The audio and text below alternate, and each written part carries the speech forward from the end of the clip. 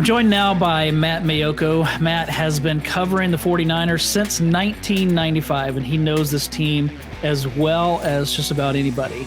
Matt, thanks so much for joining us. You also co-wrote a book with Roger Craig called Tales from the Sideline. Is that right? That is correct. Yeah. So Roger and I worked very closely on that book, and he shared a lot of his thoughts about not only himself, his role in the 49ers dynasty from the 80s, forward, and also Bill Walsh was still around, and so he was the person who was kind enough to write the foreword for the book. So it was a very deep dive into Roger and what made him as successful of an NFL player and as successful as a person can be in his post-football career as Roger Craig is and has been.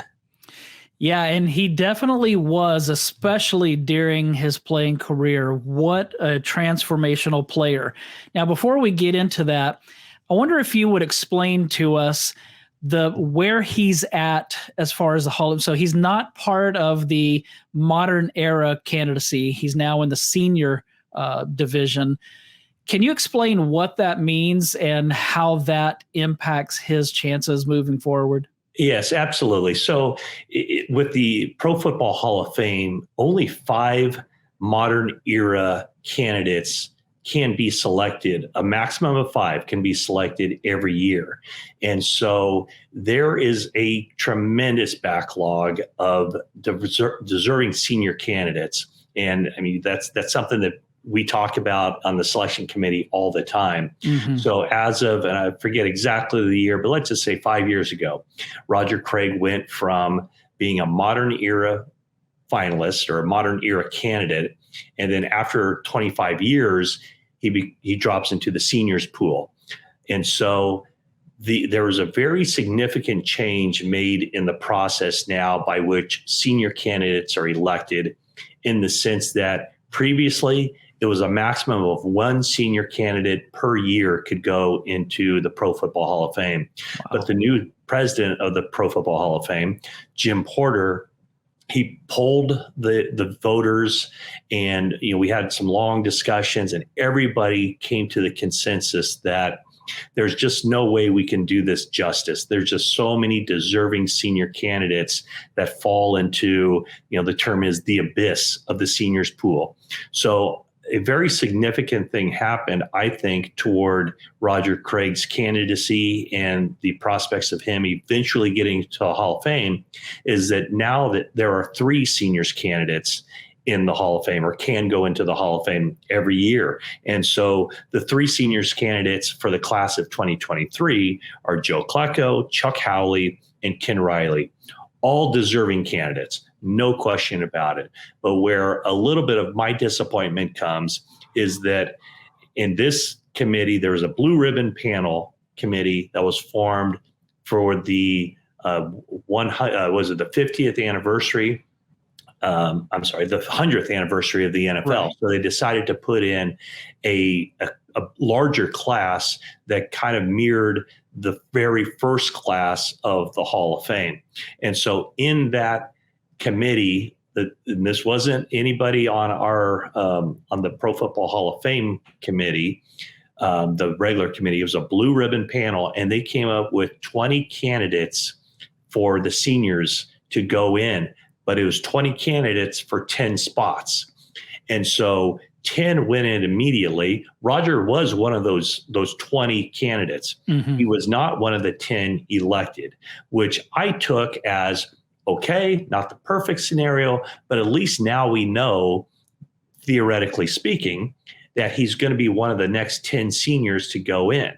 However, since then, there was one who went in the next year, and that was Drew Pearson, and another one who went in the following year, Cliff Branch. But then of the 3 seniors that I just mentioned, Klecko, Howley, and Riley, none of them were on that initial 20-person senior nominee list of the blue ribbon panel. So that kind of leaves me a little bit disappointed, mm-hmm. if not a lot disappointed, that we didn't just pick through that list of all the remaining, finalists for the seniors blue ribbon committee that didn't get into the Hall of Fame. So again, it's such a difficult thing, Mark, because all these seniors who go in, they're deserving. There's no question about it. And that's just the same way I feel about Roger Craig. Is he's deserving, no doubt about it. And I have always felt, and I don't, maybe my optimism is tempered a little bit here, but I still think it's a matter of not if, but when. But I think we can all agree, everyone who's been around the 49ers and who watched Roger Craig play, it sure would be nice to get him in a lot sooner than later. Yeah, he definitely deserves it. Now, you mentioned Drew Pearson, and I don't want to pick on him, but there have been some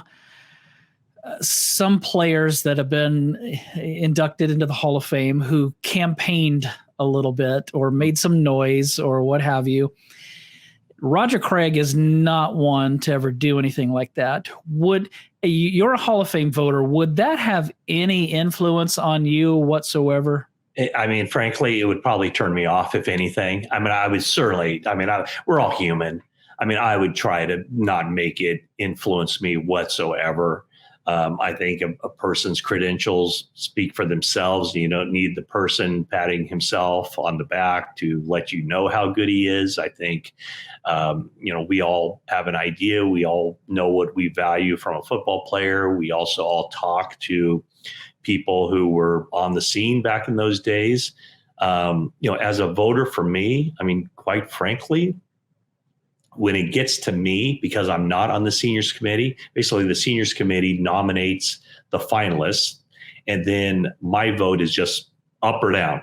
Mm-hmm. And so I'm never, unless something extraordinary happened, I would never envision myself ever voting down on a seniors candidate, because it's not like that opens a spot for somebody else.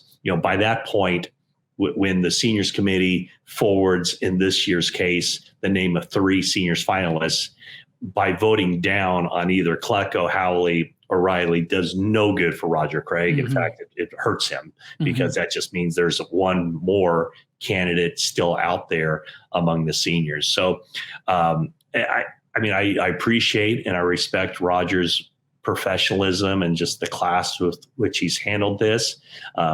He's got to be extremely disappointed, as are many of his teammates and people who know him, and certainly the fan base of the 49ers who followed his career and know just how transformative he was as a player. Yeah. Do you have any in your opinion, because there's just no way to know this, do you have any idea why it's taken so long? This is a player who changed football. What we see with Christian McCaffrey right now, and we saw with Marshall Faulk, and we've seen with other players like that, LaDainian Tomlinson, these kinds of players, it started with Roger Craig. It started with Marcus Allen, those kinds of guys. Walter Payton was a little bit of that, but none quite like Roger Craig back in that time. So why would a player that changed the NFL so drastically not be in after all of these years? I blame Pro Football Reference. No, I say that facetiously, but also I think there might be something to this. Pro Football Reference is just a phenomenal tool for anybody as far as being able to look up stats very quickly. Mm-hmm. And I think, honestly, on a single day when I'm working and I'm, whether it's free agency or during the season, I might be on Pro Football Reference looking up a certain player. I might be on that site 50 times in the course of the day. I'm on there every week too. Yeah. And so with Roger Craig, you click on Roger Craig's profile and what do you see? You see 4 Pro Bowls, you see 3 Super Bowl champs, but then when you scroll down to the bottom, you see, the rankings. Mm-hmm. And, he's 46th in NFL history in rushing. He's 114th in receptions. And I believe he's 6th among running backs. Mm-hmm. He's 47th in yards from scrimmage. And so I think if you just scratch the surface, those are the numbers you see. And therefore you could easily go, well, that's not all that impressive. But I think what you're alluding to, Mark, are the other things. It's how he changed the game. And by the way, the 5 running backs who have more receptions than him: Larry Sinners, Marshall Faulk, LaDainian Tomlinson, Marcus Allen, Tiki Barber. And so I guess all but Marcus Allen were after Roger. Mm-hmm. And I could make a case, as could you, I'm sure, that those numbers from those other running backs wouldn't be as great as Rodgers if it weren't for Roger, meaning that Roger changed the game. Mm-hmm. And he changed the game in conjunction with Bill Walsh. I guess Bill Walsh changed the game. He did it because of Roger Craig. And let me just, I go back to when I wrote the book with Roger Craig. I did talk to Bill Walsh a lot. And one of the things he told me was that, he was such an outside the box thinker and so innovative, creative, all that. The one thing he told me was that he could not take the 49ers offense to the place where he envisioned it going until they got Roger Craig. Not only until they got Roger Craig, but until they saw him in training camp, on the practice field, and then in the games, run routes out of the backfield and catch passes. And I mean, let's just think about the modern era San Francisco 49ers. The one thing that Kyle Shanahan wanted above anything his second year with the team was to get a running back who could stress a defense, run routes out of the backfield, catch the ball in space, make people miss, make big plays, keep the chains moving on 3rd and 6 by catching a pass for 8 yards. Of course, also wanted a running back who could run the football. Mm-hmm. So what did he do? He went out and he got Jerick McKinnon. And that was his answer. Jerick McKinnon, as long as he was with the 49ers, was injured. We never saw what he could do on the field. In recent seasons, we've seen what he can do on the field with the Kansas City Chiefs, and it's pretty good. But it wasn't until the middle of the 2022 season where Kyle Shanahan and John Lynch, they swung big and they connected with Christian McCaffrey. And think about that, Mark. We're in the year 2022. Roger Craig was, almost 40 years ago. If that's not a man before his time, speaking about Roger Craig, then tell me what is. Yeah.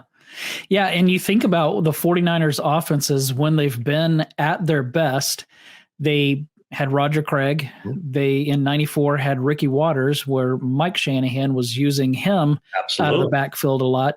And then now Kyle with Christian McCaffrey. So, and Mark, if I could just interject one more thing. This is what Bill Walsh told me in relation to Roger Craig and kind of on the subject of those numbers I cited and where Roger ranks in the all-time list.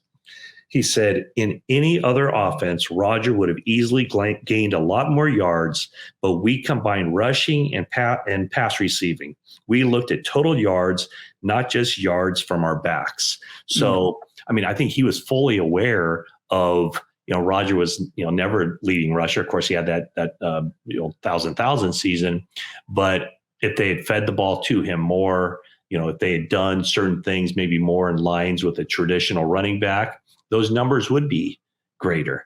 And, maybe the guy's a winner too. The other thing is that, 11 years in the league, his first 10 seasons, not just all with the 49ers, but his first 10 seasons, he was in the playoffs.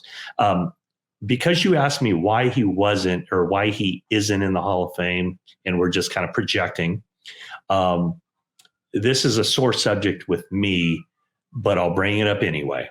And I don't think it's keeping him out of the Hall of Fame, but because we're going to present all sides here, the fumble he had and in the NFC Championship game that prevented the 49ers from an opportunity to go on for a three-peat. There was a lot that happened on that play, missed block, the circumstance, bad luck. And it all would have been, we wouldn't even remember that if, the New York Giants hadn't moved the ball swiftly down the field and Matt Barr, hits a, whatever it was, 47-yard field goal as time expires. But if voters, I just don't think that it's gotten to that level with voters. But, unfortunately, sometimes when I do talk to 49ers fans, that's one of the things they mention, the fumble. And again, I just want to say this, that it's a sore point with me, because you never want that to overshadow anything. I mean, it was the last time, his last game with the 49ers. And, if you mention that, you got to also mention his first Super Bowl with the 49ers when he scored 3 touchdowns. Yep. And against the Miami Dolphins. So anyway, I just felt like, because you asked me that question, we have to get that out there. But I have a hard time believing, I'm not going to speak for other people, but I have a hard time believing that is the reason. Yeah, there are some, when we released the story a year ago, I had a number of fans say, well, there was the fumble. And I remember responding to one and asking, can a player make the Hall of Fame off of one play? If not, can he be kept out of the Hall of Fame on one play? To me, it's a silly, terrible argument.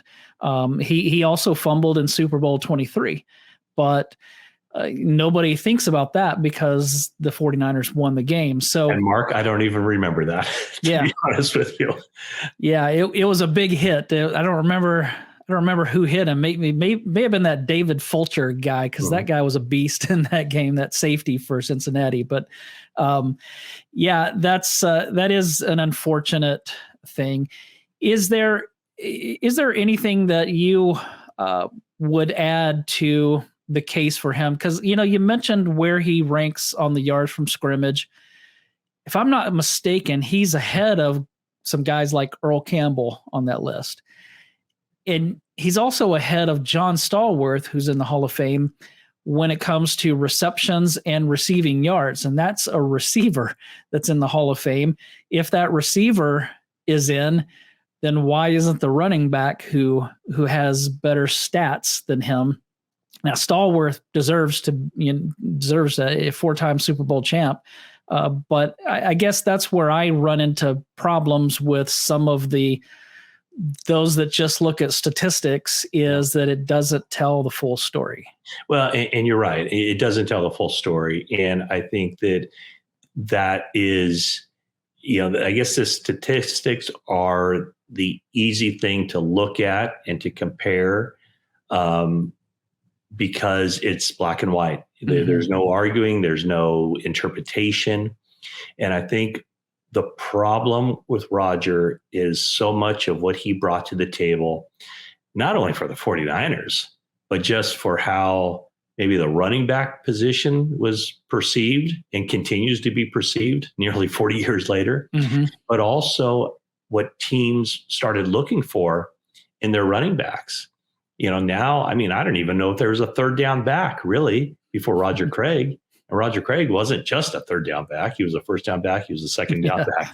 He was a third down back. So I think that what he did was he changed the game from that standpoint. And I think, I think we just had a person go into the Hall of Fame this year, or will be going in August, Rondé Barber, who kind of changed the game too, from the sense that he kind of put Nickelback on the map. And, before that, it wasn't really seen. It just was seen differently, because then you like, oh, well, at Nickelback, you can do all these different things. And I guess that became more, relevant too, when teams started spreading it out a little bit and started going to more 3 wide receiver sets. But I just think that everything you have to know about what Roger Craig did to revolutionize the game of football, especially at the NFL level, all you have to do is look at that 1,000 season. And then, how many years went by before Marshall Faulk got there. Right. And Marshall Faulk had, he had some big time numbers, and he easily went into the Hall of Fame. Mm-hmm. And then how many years after that did it take another guy to come along, Christian McCaffrey, and do the same thing that Roger Craig did in an era where, there weren't the rules that favored or promoted offense. Great point. So, so I just think that it takes, it's a lazy argument, that, he only ranks here in these NFL history statistics. I think that Fred Dean, before Charles Haley, Fred Dean got into the Hall of Fame in large part because of how he changed the game. He's situational pass rusher, a guy who could just come in and be a closer. And so, the Pro Football Hall of Fame is, there's been guys throughout the years who have gotten in because they were outstanding football players, A, and B, they changed the course of the game. And those are three examples of guys that I can think of: Fred Dean, Rondé Barber. I'm sure there's more. I'm sure there's slot receivers that aren't coming to my mind immediately, but I would very clearly put Roger Craig in that mix of those guys who were winners, who had an impact in the game. Heck, Roger Craig was the 1988 AP Offensive Player of the Year. And so for a stretch there, he was the best running back in the game. Yeah. And so you have guys, it's kind of an interesting dichotomy of a guy like Frank Gore, who was so consistent for so long and put up huge numbers. And then you have Roger Craig, who was consistent over a period of time too, not nearly as long as Frank Gore. I'm not sure there was ever a time where you could make the argument Frank Gore is the best running back in the game right now. But there definitely was a 2, 3, 4 year period where you could very easily make the argument that Roger Craig was the best running back in the game, period, and certainly the most versatile and probably the most valuable. Yeah, I agree. I did a follow-up story to this last year where I found quotes from opposing coaches and opposing players. Talked to Mike Singletary. We got a statement from Harry Carson. But I remember two of the coaches, John Robinson and Dan Reeves, both saying at different points in the 80s, Roger Craig is the best back we have in the game right now. So, and that was a time where Eric Dickerson was still playing. So I think that those are big statements. Yeah. And also, Mark, thinking about this, we were talking about how he innovated the game of football from an offensive standpoint. And by you just saying that, it also kind of, the light bulb goes above my head right now that he also changed defensive football. Because now, you used to have these big hulking linebackers with the big rhino rolls on their neck. You couldn't have those anymore. Because of a guy like Roger Craig, you see these linebackers like Fred Warner and Bobby Wagner and Patrick Willis, Navarro Bowman, Dre Greenlaw. You have these linebackers who have to be able to run, and they have to be able to cover, or the next 2 generations down the line or whatever it might be, the next Roger Craig is going to eat those guys alive. So he changed the game of football on both sides of the ball. Maybe that's why Matt Millen came to the 49ers, so he didn't have to chase Roger Craig anymore. And could you blame him? That was that's a perfect example of what you said, because Matt Millen was the type of linebacker that was built for those guys like John Riggins and some of those bigger backs. And Roger Craig probably was a nightmare for somebody like Matt Millen to have to try and cover. Matt, thanks so much for helping us make the case for Roger Craig. You did a great job, and we love what you do. Thanks so much for being part of this. All right, Mark, my pleasure. And thank you for keeping the ball rolling and keeping the conversation going about Roger Craig's candidacy.